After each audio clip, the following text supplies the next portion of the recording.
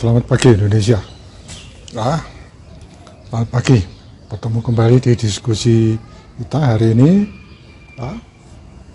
Sebetulnya saya juga agak agak capek ya. Bukan capek, saya ingin tahu, ingin mengetahui semua seperti teman-teman, tapi rasanya juga agak terforsir gitu ya.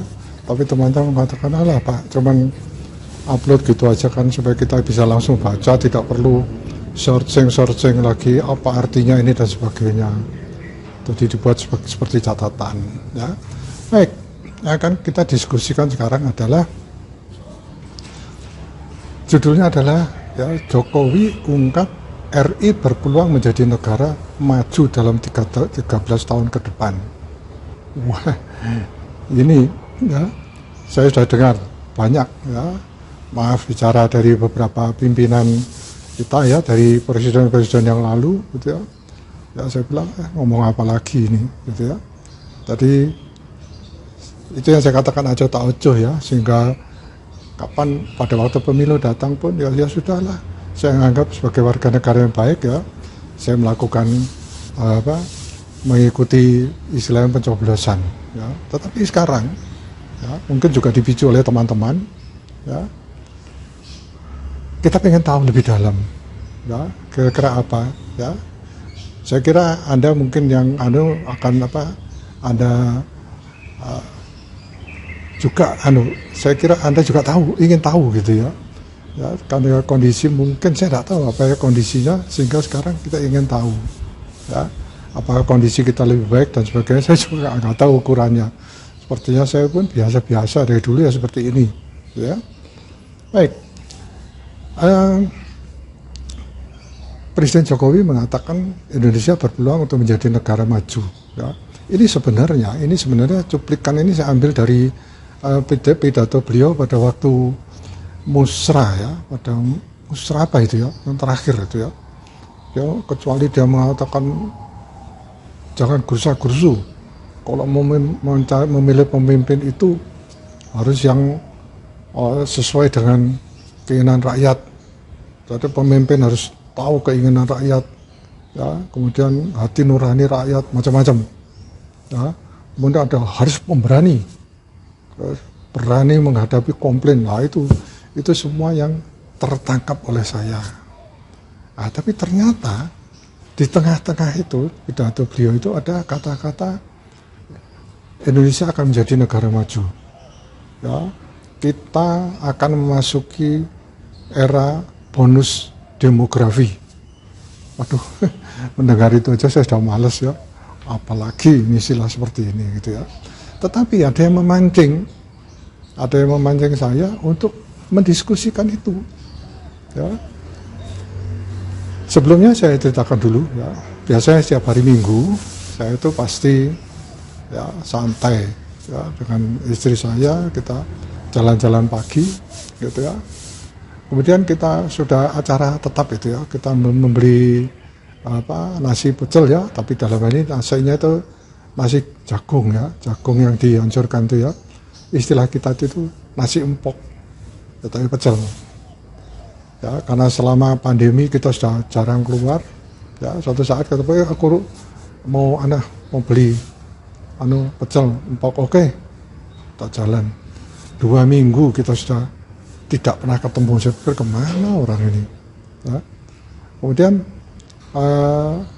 jadi artinya 2 kali kita mencari, kemudian ya sudahlah, tidak kita cari, mungkin orangnya sudah tidak jualan ya. Tapi ternyata pada waktu kami ke situ ya, kita alternatif membeli istilah gado-gado ya, nggak tahu apa istilahnya, tapi kita di sini gado-gado.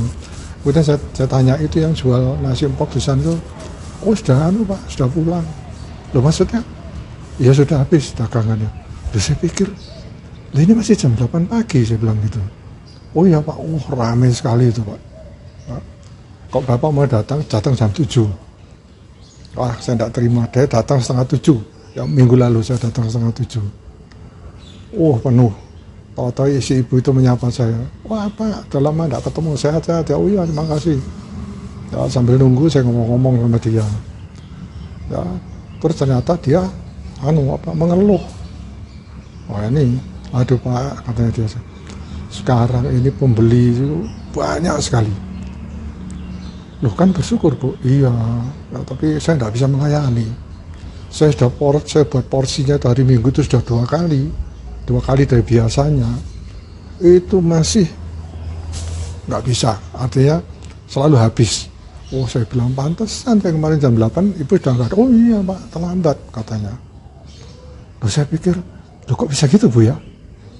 Nah, terus suaminya mengatakan, oh iya ini kan tempat kita ini kan tempat wisata. Terus ada satu yang mengatakan, loh tempat wisata kan sudah bertahun-tahun Pak, kok baru sekarang Bapak ini ya laku. Ya. Terus dia katakan, Pak mungkin ya baru dikenal. Ya, sehingga orang begitu kenal terus mampir, terus mereka mau. Terus saya tanya, Bapak mulai jual ini mulai tahun berapa? Waduh lupa saya. Kira-kira ini lanjutan dari ibu saya, ya, mereka sudah 20 tahun. Ya, saya ingat ya, pada waktu saya masih kecil pernah beli di situ. Ya.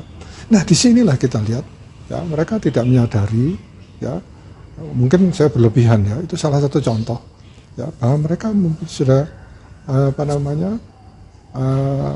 mempunyai income yang lebih, ya. Jadi situasi COVID itu sudah mereda, kemudian mulai ada mungkin ya ini saya sendiri ya mungkin ada suatu perbaikan ekonomi ya sehingga mereka mendapatkan lebih ya, sederhana sekali ya. Saya diskusikan itu dengan teman-teman, salah satu teman saya mengatakan, iya Pak, ibu saya di gang kecil itu juga jual pecel, itu bertambah langganannya bertambah ya, tiap hari ya, kita berbelanja itu hampir 2 kalinya ya. Baik, itu contoh ya. Sehingga kalau kita mengatakan bahwa itu yang menyebabkan orang mulai berpikir, apa yang terjadi dengan saya ya, kok terasa ada kemajuan ya. Saya tidak tahu Anda setuju atau tidak, tapi itu adalah pengamatan saya, bukan resmi ya. Baik, Pak Jokowi mengatakan ya peluang itu mungkin terwujud dalam 13 tahun ke depan ya. Jadi peluang kita menjadi negara maju ada dalam 13 tahun ke depan. Ini disampaikan para pakar ya. Saya menemukan beberapa judul mengenai bonus demografi ini ya. Itu ya, ada peneliti dari Indonesia juga ya. Saya katakan peneliti karena laporannya itu ada DOI-nya. Nanti akan saya adakan sedikit ya. DOI itu adalah suatu nomor spesifik ya untuk suatu tulisan ilmiah. Ya, artinya jurnal internasional ya. Baik. Dari pakar-pakar sudah melakukan penelitian dalam negeri maupun dalam luar negeri mengenai demografi ya, khususnya demografi untuk suatu negara ya. Anda tahu sendiri ya bagaimana pidato Pak Presiden ya, semua presiden pada waktu itu pidatonya dia sebagai presiden berapi-api ya, kemudian saya katakan tadi kan jangan sampai salah pilih, kalau enggak kita tidak akan menjadi negara maju, dan katanya cuma 1 kali kesempatan. Oh masa sih? Dan memang saya lihat ya, tadi mungkin dalam posting saya mendatang saya akan berikan beberapa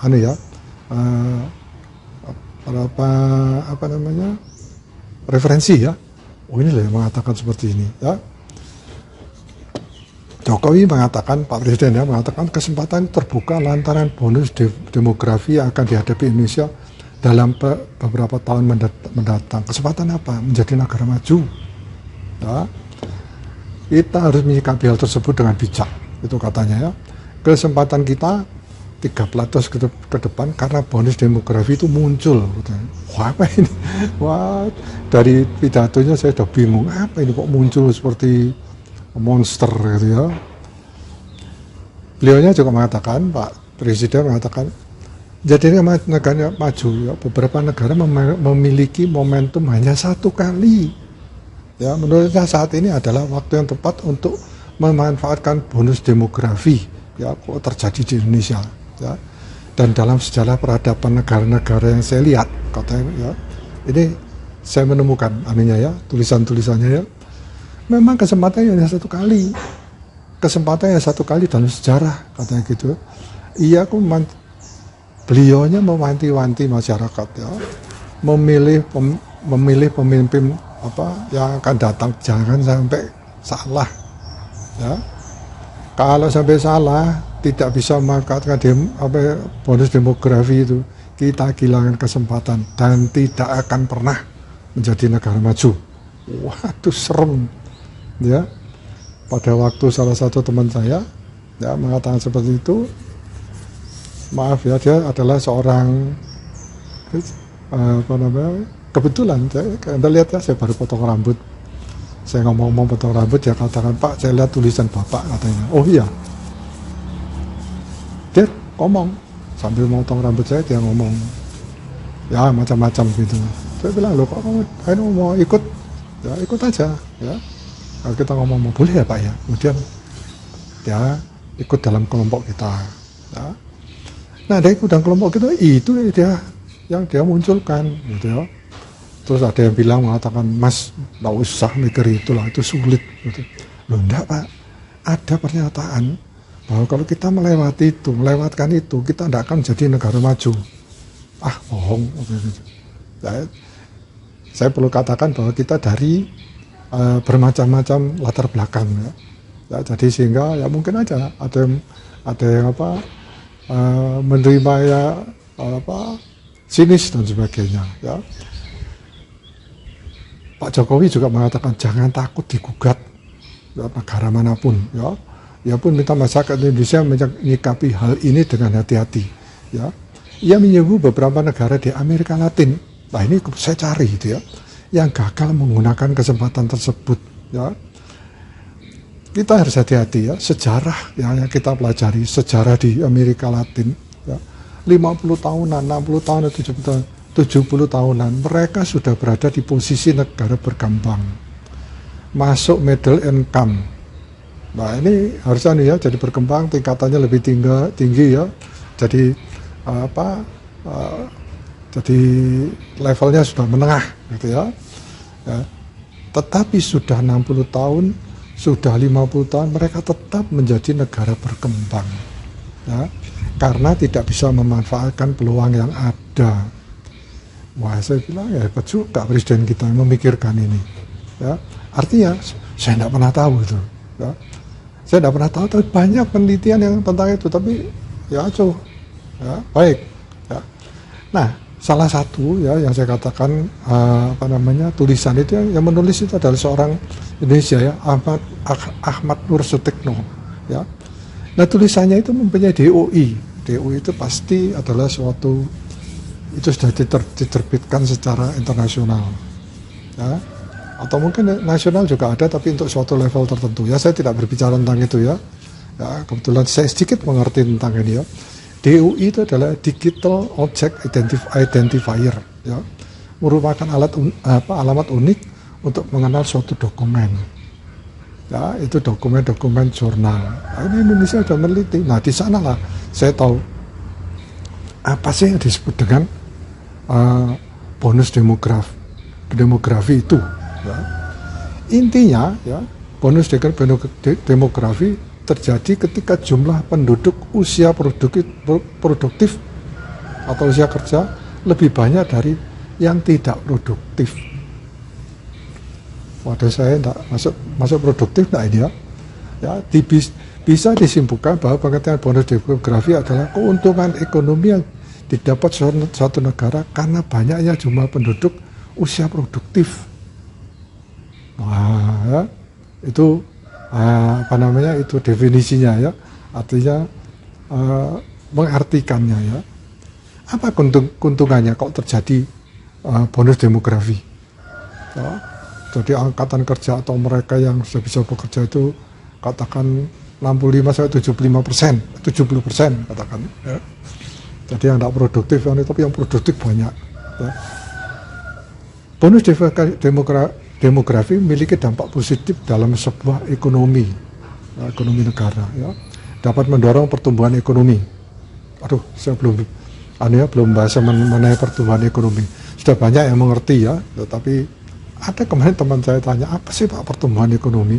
Ya oke, nanti itu kalau saya ingat akan kita kita diskusikan ya. Terutama saya ingin mengajak si Jainal itu ya, yang anak mahasiswa Fakultas Ekonomi ya.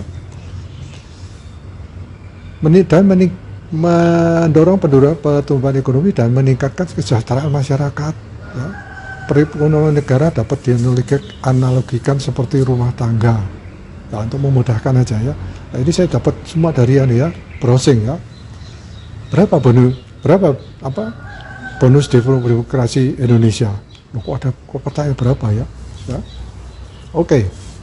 Era bonus demografi ya, 69% penduduk Indonesia masuk kategori usia produktif pada Juni 2022.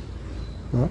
Indonesia saat ini memasuki era bonus demografi, di mana penduduk usia produktif lebih banyak dibandingkan dengan usia tidak produktif.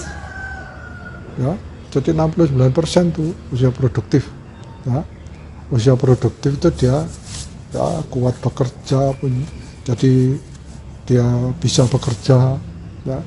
Artinya bukan seperti anak-anak yang masih sekolah ya dia bisa bekerja. Ya, kemudian orang tua-tua ya tidak mampu bekerja. Nah, saya tidak tahu kategorinya, nanti kita lihat. Ya. Baik, kemudian apa sih keuntungan dari bonus demografi bagi Indonesia? Ya. Nah, kita bisa melihat dari manfaat ya dalam ulasan dampak positifnya. Ya. Nomor satu, ya, membuka peluang tenaga kerja banyak ya. Salah satu dari dampak positif bonus demografi adalah momen yang tepat bagi perusahaan untuk mencari kandidat yang kompeten ya, jadi ahli di bidangnya ya. Kemudian ya nggak tahu kemampuan administrasi, apakah kemampuan tekniknya ya dan sebagainya, karena banyak ya. Kemudian yang kedua adalah perkembangan ekonomi. Ya, perkembangan ekonomi itu ya seperti tadi ya, pertumbuhan ekonomi. Ya, artinya ekonomi bertumbuh. Ya, apa itu? Nanti akan saya jelaskan mungkin pada kesempatan yang mendatang. Kemudian pertumbuhan sektor pemerintahan yang lain. Waduh, tambah susah ini. Nah, sektor pemerintahan yang lain itu apa? Ya, atau bahasa Inggrisnya itu government sector ya. Adalah semua mencakup semua unit kelembagaan yang terdiri dari pemerintah pusat, pemerintah negara bagian, atau mungkin provinsi, ya, dan pemerintah daerah. Ya, pemerintah daerah itu bisa apa ya? Pemerintah daerah itu provinsi, kemudian wali kota, bupati, nah itu mungkin ya, sampai mungkin ke kelurahan. Ya, itu. Ya. Kemudian bagaimana cara memanfaatkan bonus demografi di Indonesia? Ya. Dalam mengoptimalkan manfaat bonus demografi, ada beberapa hal yang dapat dilakukan, yaitu dengan mengembangkan kualitas manusia melalui pendidikan dan pelatihan. Ya. Jadi jangan sampai mereka tidak sekolah gitu ya. Jangan sampai mereka tidak punya keterampilan, misalnya kalau nggak punya keterampilan kita masukkan dalam institusi pelatihan. Ya, apa itu? Biasanya pelatihan itu di ketenaga kerjaan, saya lupa itu ya. Ya. Kemudian memperluas pasar tenaga kerja. Ya. Mengelola pertumbuhan populasi ya, dan meningkatkan tingkat kesehatan penduduk. Wah, ini ternyata agak aneh juga ya, kompleks juga istilahnya ya. Nah, ya tapi kelihatannya ya, menurut saya kelihatannya ya, nanti kita tinjau ya, kesiapan pemerintah kita, negara kita itu sampai saat ini seberapa ya, karena kita akan memasuki 13 tahun lagi mulai saat sekarang. Jadi persiapannya rupanya sudah dilakukan oleh presiden kita ya, Pak Jokowi ya. Nanti kita lihat ya, benar enggak itu ya. Kita lihat sejauh mana itu sudah dipersiapkan ya. Kemarin ada ya komentar, saya bingung jawabnya gitu. Pak, nggak usah bahas utang sebesar itu. Bagikan aja ke penduduk kan sudah kan sejahtera. Jadi, waduh, saya mau jawab nggak berani gitu ya. Karena kemarin saya sudah berdiskusi ya dalam diskusi dan postingan lalu bahwa kita itu perlu investasi. Ya. Kalau ingin membuka perusahaan investasi. Ya. Jadi ya kalau uang yang kita pinjam kita bagikan gitu ya. Waduh, bahaya itu, gimana bayarnya gitu ya. Tapi enggak, ya, saya tidak membahas itu secara mendalam, ya, karena itu ada, saya percaya orang yang mengatakan seperti itu mengerti, ya. Ya saya melihat komentarnya ya agak senyum-senyum, lucu ini orangnya, saya pikir gitu ya. Baik, ya tanpa ada sistem dan persiapan matang, manfaat bonus demografi tidak akan memberikan dampak positif, ya. Tidak memberikan dampak positif apapun. Ya. Dampak negatif pertama dari bonus demografi adalah membludaknya jumlah pengangguran. Ini mengerikan ya. Ada yang awal-awalnya tadi kelihatannya itu menjanjikan, sekarang kok mengerikan ya. Pada masa bonus demografi, jumlah usia produktif diperkirakan berada pada kisaran 60% sampai 7% dari populasi. Ya hitung aja. Nah, bonus demografi ini itu dihitungnya memang dari jumlah penduduk. Jumlah penduduk bertambah terus kan. Dari bertambah terus itu terus menghitung berapa yang kira-kira akan tidak produktif dan sebagainya. Itu bukan hal yang gampang gitu ya. Sehingga munculnya untuk Indonesia, ya kemarin saya sudah mencoba melihat ya perkiraannya jumlah penduduk berapa tahun ini, tahun berapa, perkiraan yang tidak produktif berapa, yang produktif berapa, ya sehingga diperkirakan 13 tahun lagi Indonesia masuk bonus demografi. Aduh, saya tidak mau negatifnya ini ya. Pengangguran, ya kalau pengangguran gimana? Ya sudah. Pak Presiden harus menyiapkan lapangan kerja, ya. Nah, itu yang sering disebutkan oleh Pak Presiden, ya, dengan kita mengerjakan sendiri, ya. Ada yang istilah hilirisasi dan sebagainya. Saya tidak mau ngomong tentang itu, ya, karena itu butuh khusus, penjelasan yang khusus ya. Kok saya tidak ngerti, tidak mungkin ya, saya bisa melakukan. Ya saya pernah mendengar ada beberapa perusahaan, ya, ada beberapa investor masuk, ya membuat usaha di sini. Ya, itu mungkin itu adalah salah satu untuk meningkatkan lapangan kerja. Ya. Apa syarat agar bonus demografi dapat mencapai sasaran? Ya. Kepala Badan Pendudukan dan Keluarga Berencana Nasional BKKBN ini Pak Fasli ya kalau salah ini ya, mengingatkan ada persyaratan agar Indonesia bisa menikmati bonus demografi, yakni peningkatan kualitas kesehatan masyarakat, ini dari segi BKKBN ya, peningkatan kualitas pendidikan, ya saya tambah pinter, ya, dan pengembangan keterampilan, ya, kemudian pengendalian laju pertambahan penduduk mungkin ya. Nah, itu nanti yang berhubungan ya, jangan sampai terlalu meledak ya, artinya penduduknya ya, sehingga nanti gagal nanti gitu ya. Ya, tetapi yang dikatakan Pak Presiden 13 tahun lagi kita harus bisa memanfaatkan supaya menjadi negara maju. Ya. Apa yang bisa kita lakukan menghadapi bonus demografi? Ya. Tadi sudah disebutkan ya. Ini ada dari Pak siapa ya? Bentar Pak. Dia pernah jadi rektor itu kok. Unmu Malang ya. Pak Muhajir. Ya. Dia pernah mengatakan ya harus memiliki keahlian sesuai dengan kebutuhan industri. Ya. Ya kalau enggak ya harus bisa menjadi wirausahawan gitu ya. Kemudian menguasai teknologi terkini. Ini banyak anak muda yang bisa melakukan ya. saya melihat apa namanya, ya saya tidak tahu perkembangan startup itu ya, tapi kalau kita melihat peluang kerja itu luar biasa sekarang ya, artinya saya hanya melihat begitu banyak apa namanya usaha orang-orang itu yang bermunculan ya, seperti contohnya untuk mengirim barang gitu ya.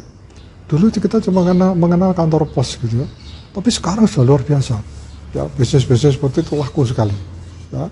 Saya tidak membicarakan lebih dalam lagi ya. Jadi dengan teknologi kita menjadi wirausahawan ya, itu salah satu untuk mengatasi untuk menangkap bonus demografi ini ya. Ya, kemudian kita memahami potensi diri kita itu apa. Ya, saya pernah mengatakan ya, saya tidak yakin apa yang saya punya. Ya, karena begitu saya mulai sekolah SD sampai SMP sampai SMA, saya tidak tahu saya mau jadi apa. Ya, dan saya tidak punya prestasi yang bagus. Ya. Ya, mungkin karena saya tidak karena saya tidak tertarik. Ya, mungkin itu alasan saya sehingga saya tidak berprestasi ya. Sekolah saya mulai SD itu ibu saya itu sampai prihatin ya menurut saya. Ya. Baik, nah, kalau kita sudah tahu potensi diri kita itu, kita akan tahu saya nanti akan bekerja di mana. Itu contohnya ya. Apa saja faktor-faktor demografi? Nah, faktor demografi diantaranya adalah struktur umur, struktur perkawinan, ya, umur kawin pertama, ya, itu semua harus dicatat. Ya, itu ada nanti ada anunya ya. Jadi dari grafik-grafik tersebut dipelajari ya. Ini saya sudah melihat, mungkin akan kalau ada teman-teman yang ingin saya posting, ya, kita diskusikan kemudian dianukan lagi ya, diposting lagi mengenai demografi ini ya. Umur kawin pertama. Ya, jadi umur pada waktu ya, kemudian paritas, ya, kemudian disrupsi perkawinan, ya, dan proporsi yang kawin. Nah, ini makanya saya bilang spesifik ya mengenai demografi ini ya. Ini mungkin akan ada suatu ya, tergantung teman-teman ya, ada diskusi tersendiri. Faktor apa saja yang paling penting dalam mempersiapkan bonus demografi? Nah ini ya. Bonus demografi adalah kondisi di mana terdapat banyak penduduk usia produktif, tadi dikatakan ya, atau angkatan kerja yang tinggi. Ya, hal yang perlu dipersiapkan untuk menghadapi bonus demografi adalah menyediakan lapangan pekerjaan sebanyak-banyaknya. Ya, pendidikan, ya, apakah itu SMP, SMA, perguruan tinggi, dan keterampilan. Ya, keterampilan ya dalam arti mungkin keteknisi atau mungkin keterampilan untuk wirausaha, saya nggak tahu ya. Yang penting adalah keterampilan supaya kita bisa masuk dalam ya pekerjaan ya, ya. Adakah negara yang berhasil atau gagal memanfaatkan bonus demografi? Wah, bingung juga saya ya. Kemudian saya cari, saya menemukan ada contoh negara yang berhasil mengelola bonus demografi ya, antara lain Jepang dan Korea. Sementara negara yang gagal memanfaatkan bonus demografi ya, di sini disebutkan Afrika dan Brasil. Ya, jadi sebenarnya banyak di Amerika Latin ya, itu yang gagal. Saya bingung mana saya munculkan, mana saya munculkan. Tapi saya katakan ada yang gagal. Ya, tadi di awal diskusi kita dikatakan ada beberapa negara yang tidak berhasil memanfaatkan bonus demografi ini. Ya. Apa kerugian bagi suatu negara yang mengalami bonus demografi? Wah ini, ya, mengalami bonus demografi tapi kok menjadi kendala gitu ya? Oke. Bonus demografi bisa diimbangi dengan persiapan yang matang agar tidak menjadi ancaman bagi negara. Jadi keuntungan dari bonus demografi adalah dapat mengubah tingkat perekonomian, ya. Sedangkan kerugiannya adalah dapat meningkatkan jumlah pengangguran. Kerugian karena kita tidak mempersiapkan dengan baik. Ya. Nah, rupanya Saya tidak tahu, ini kesimpulan saya sendiri ya. Kemarin ribut orang presiden terlalu cawe-cawe. Ya. Nah, rupanya target beliaunya ini adalah, para presiden adalah, salah satunya adalah manfaatkan bonus demografi. Ya. Sudah dipersiapkan begitu banyak ya, perusahaan-perusahaan ya, yang masih sekarang akan menanamkan modal, yaitu persiapkan untuk menampung mereka-mereka yang masuk angkatan kerja. Ya. Nah, ini adalah mengenai bonus demografi. Ya. Terima kasih. Ya. Selamat pagi, ini masih pagi ya. Ya. Mari kita sukseskan pemilu 2024.